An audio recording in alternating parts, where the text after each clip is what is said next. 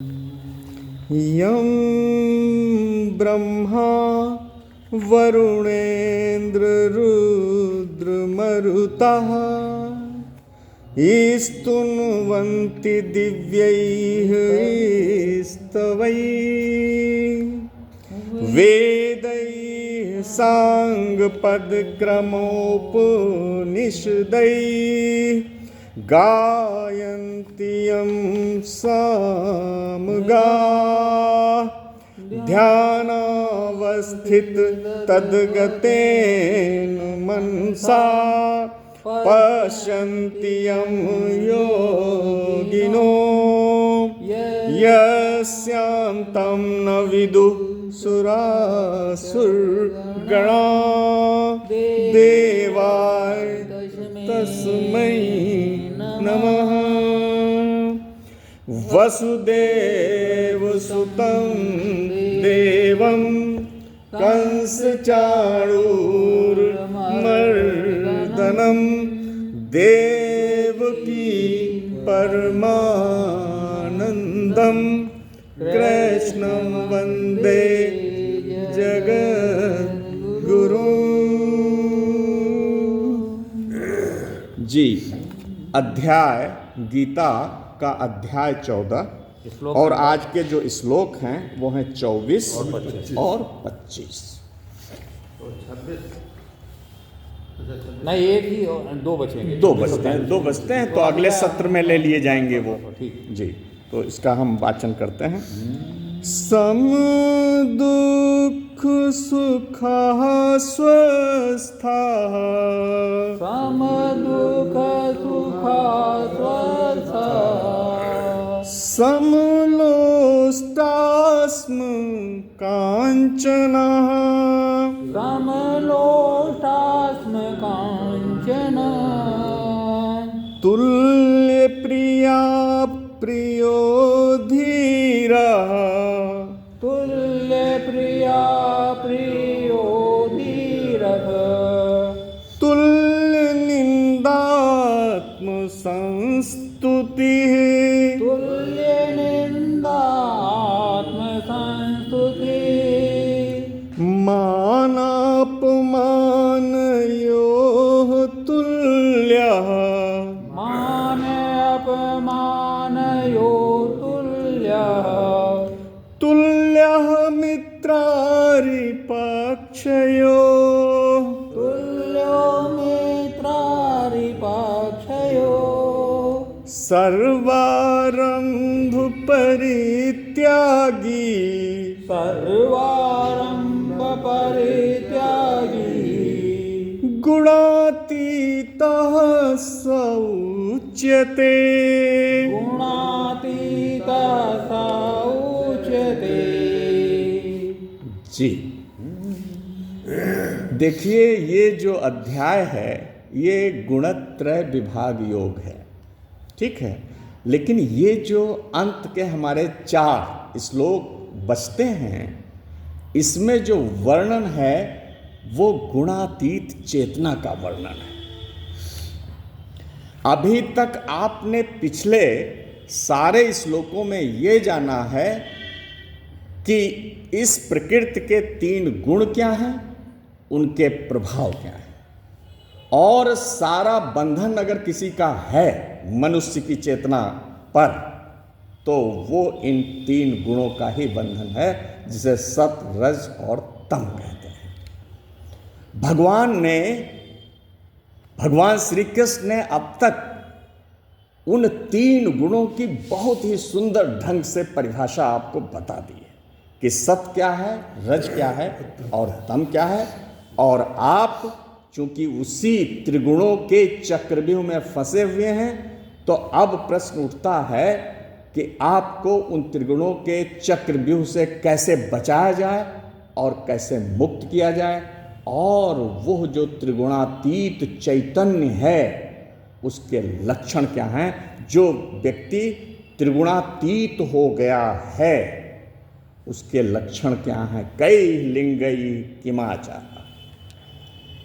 अब यहाँ इस श्लोक में और इसके आगे के श्लोक में आपको ये स्पष्ट किया जा रहा, क्लेरिफाई किया जा रहा है बहुत ही स्पष्टता से, क्योंकि गीता सिर्फ थ्योरी की बात नहीं करती, सिर्फ सिद्धांत की बात नहीं करती।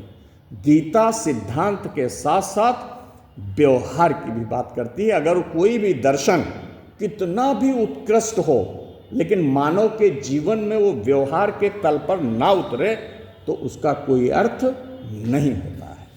इसलिए त्रिगुणों के बंधन से मुक्त होना ये हमारे जीवन का लक्ष्य है। गुणातीत चेतना को प्राप्त करना ये हमारा लक्ष्य है।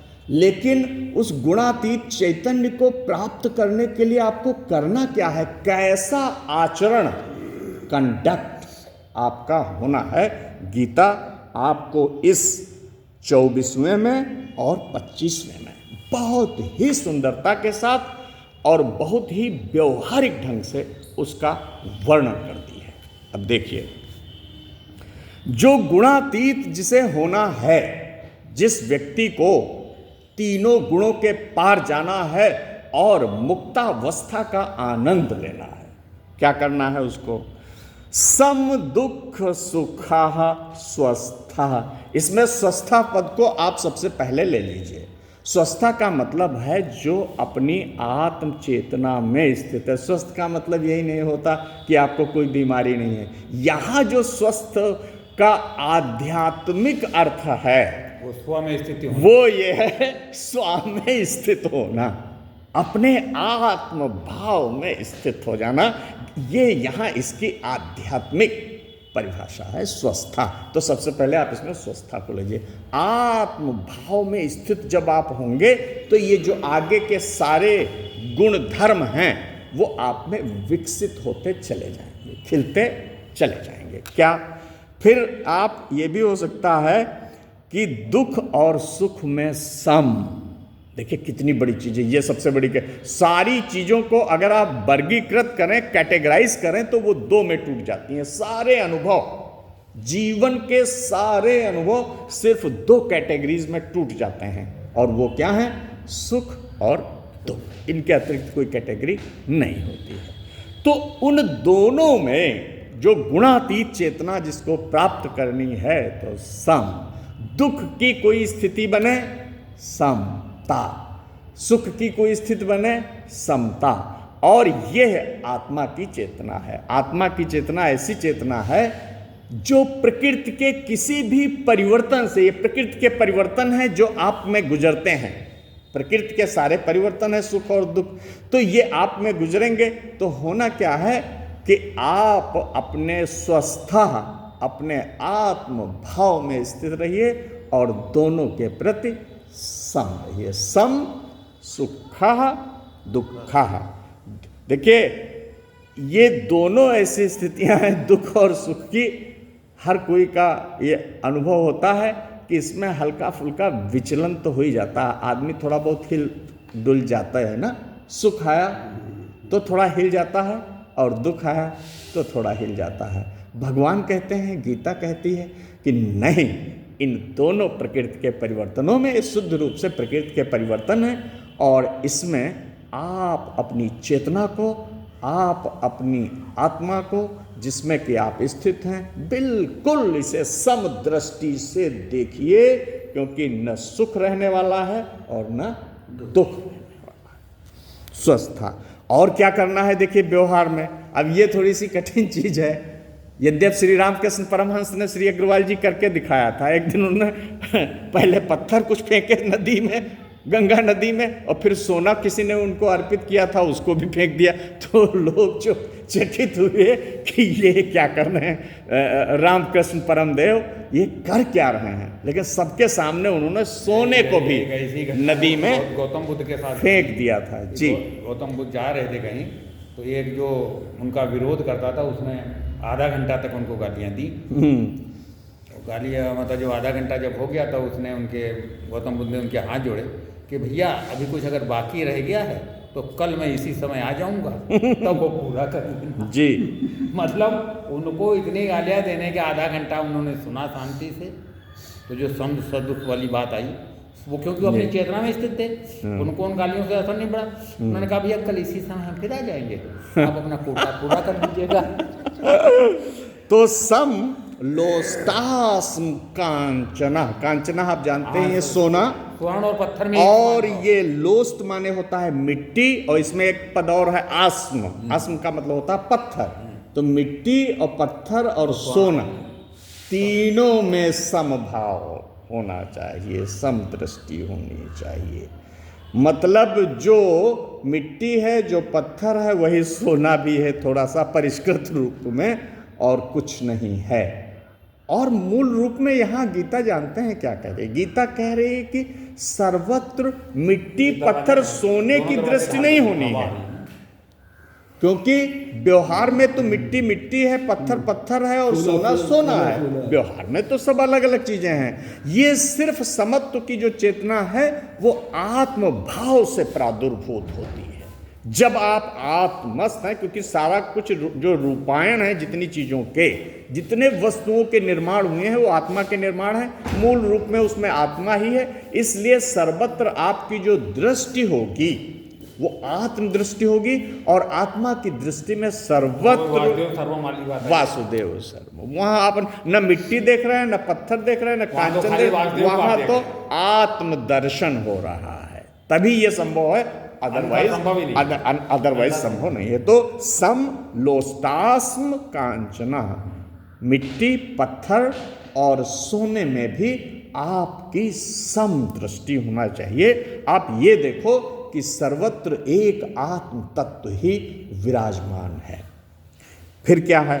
तुल्य प्रिया प्रियो, अगर कोई प्रिय चीज आपको मिलती है जो आपको हर्षित करती है, उसमें भी बिखरिए नहीं, टूटिए नहीं, हिलिए डुलिए नहीं।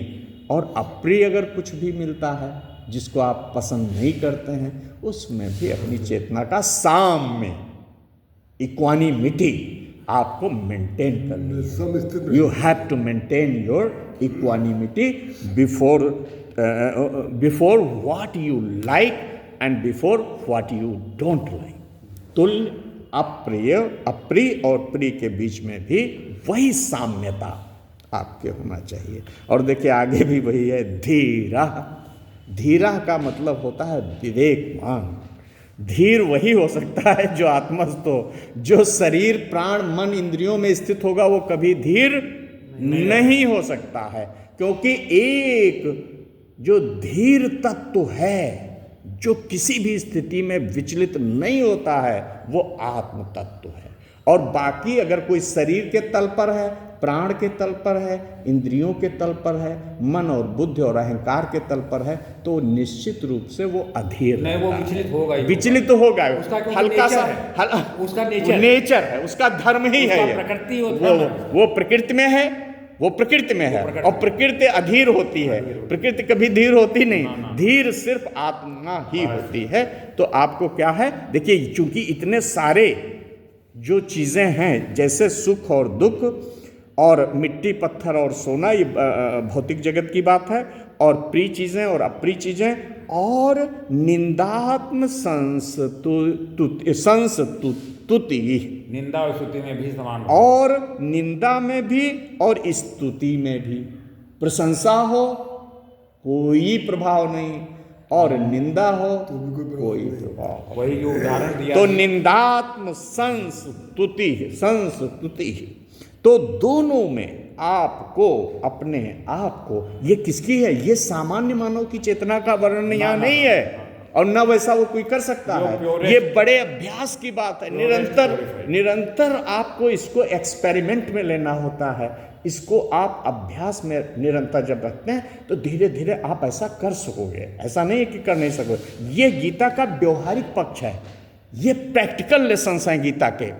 एक तो ये है कि हाँ सब कुछ आत्मा है, वासुदेवा सर्वम, लेकिन व्यवहारिक जीवन में आपको कैसे रहना है, जो प्रैक्टिकल लाइफ है, डे टू डे लाइफ है, रोज का जो आप जीते उसमें।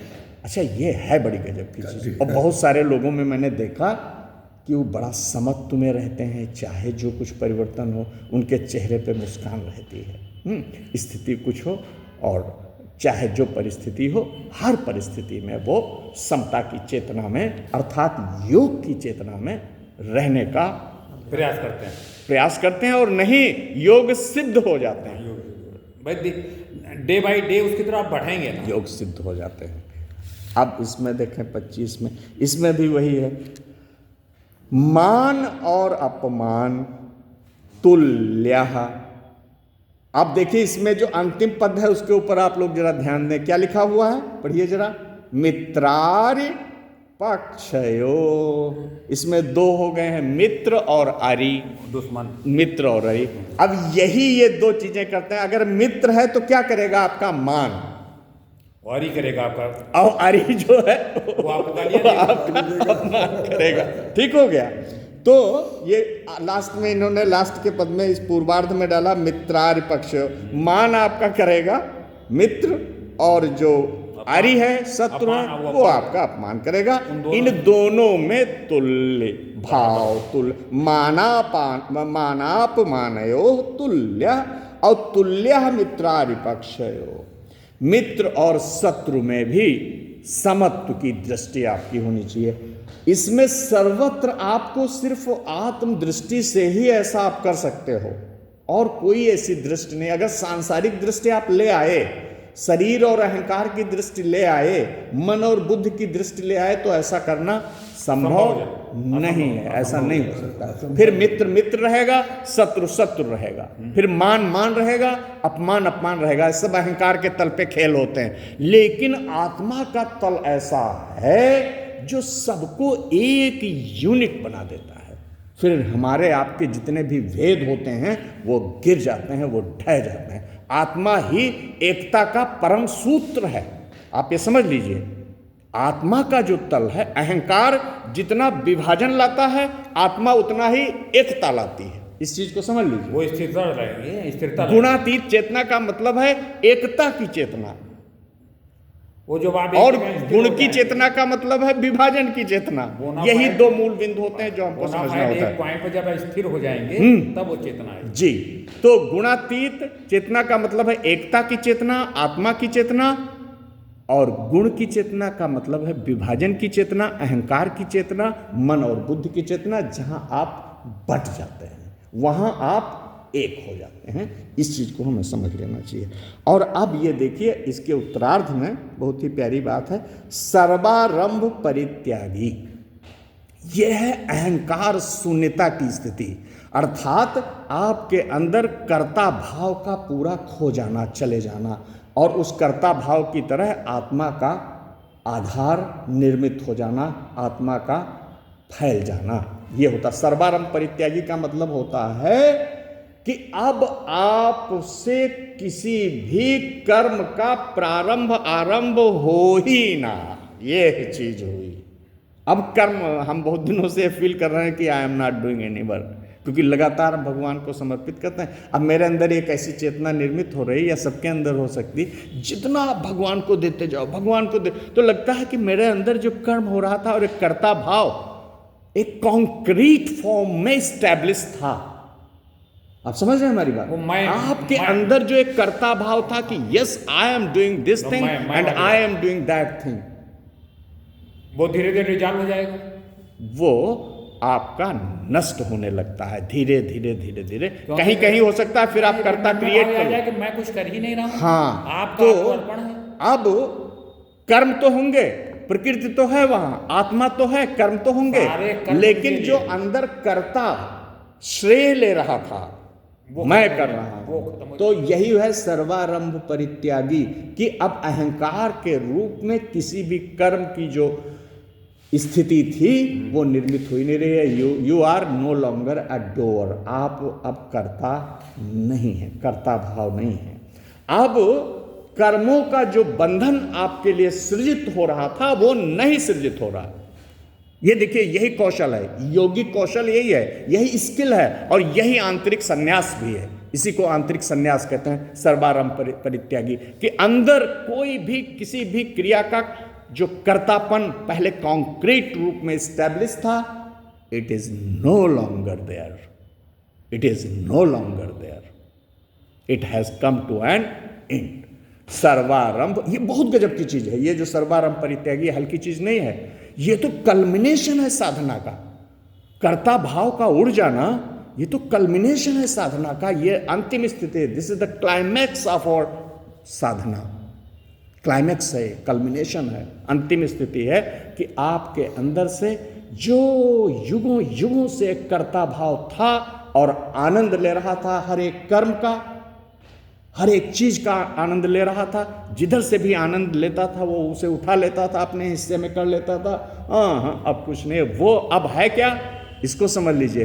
अब वहां एक निर्वैयक्तिक चेतना स्थापित हो गई है। आत्मा एक वैयक्तिक चेतना नहीं है, आत्मा एक इम्पर्सनल निर्वैयक्तिक चेतना है। इसको श्री अरविंद जी सबसे अच्छा कहते हैं कि आप अभी तो एक व्यक्ति बने बैठे हो, एक अहंकार, एक मन, एक बुद्धि, ये मेरा, वो मेरा, ये चीज इधर हमारी, वो चीज, ये जो आप इकट्ठा होके बन के अंदर बैठे हो एक व्यक्ति, ये, और ये बड़ा क्षुद्र व्यक्ति है, ये कोई अच्छा व्यक्ति नहीं है, ये आपको बहुत छोटे दायरे में बांध करके रख देता। तो पहले तो उस पर्सन को आप तोड़ दीजिए, डिसमेंटल कर दीजिए, जो आपके अंदर एक व्यक्ति बैठा हुआ, और वहां आना क्या है, आत्मा की निर्वैयक्तिकता, अकर्ता, कर्ता की जगह अकर्ता की संस्थापना। तो ये हो गई सर्वारंभ परित्यागी। अब कोई कर्ता वहां है ही नहीं, आप कोई कर्म कर ही नहीं रहे हैं, कर्म की कोई आसक्ति नहीं है, सारे कर्मों के फलों से